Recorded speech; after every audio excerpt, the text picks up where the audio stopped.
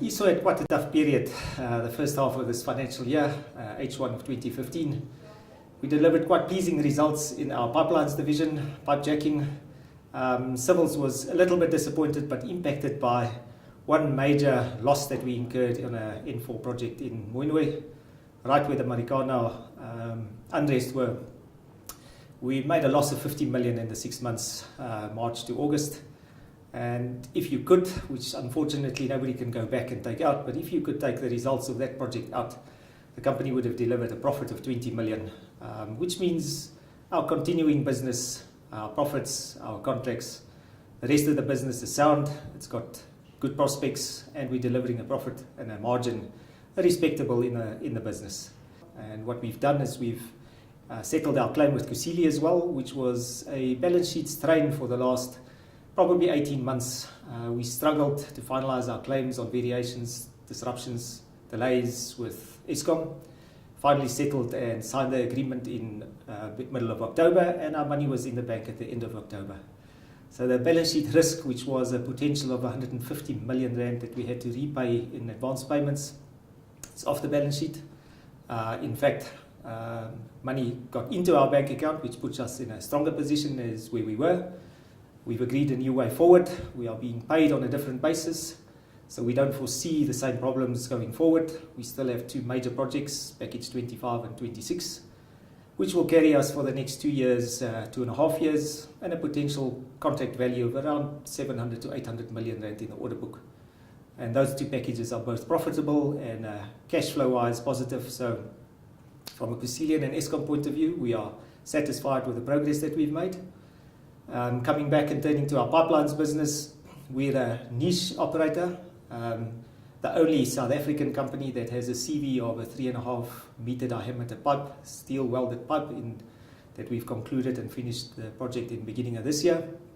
And we're currently quite heavily involved in the Western and Northern Aqueduct contracts, which is in the KZN region. For those who remember, the contract of the Western Aqueduct was cancelled on Esor some years ago, about 3 years ago. It came out in smaller packages, of which we won 2.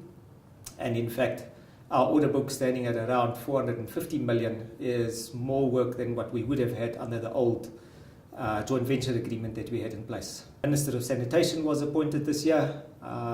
We've successfully completed the sanitation project around 200 million rand in KZN. So we're well positioned in the pipelines, sanitation and pipe jacking business. What we've also done in the civils business is we've refocused current work on hand. As I explained, we've got 800 million rand at Kusile. We have the Deep Slow development where we own the development rights, and we've sold 50% of that to Calgro, signed the agreement on the 24th of November, which means that we now position better.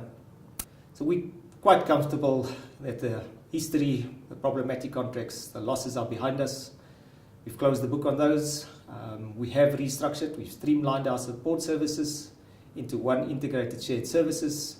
We have, and we're just about finished with the implementation of our integrated reporting system, improving cost controls. We've appointed 3 commercial managers, 1 director and 2 commercial managers that would look after the regions for us, and inland and coastal. So yeah, we're confident that we are geared. We've got a young team. The average age is around 45 of the management team. We're here for the long run. We're not here to just look after the pension for next year. Between the 6 people, we have around 110 years experience in construction. And therefore we have disappointed the last year. We believe that we are geared for the opportunities that are around. Growth, we don't foresee that we will grow in the next 12 months. We want to sustain, consolidate, focus in South Africa. Some opportunity in Zimbabwe where we have an indigenized company, and then certain selective pipelines projects specifically in Zambia with Millennium funding. So we're trying to chase the projects where the money is secured in Africa, and we try to be the master of our destiny in South Africa as far as possible.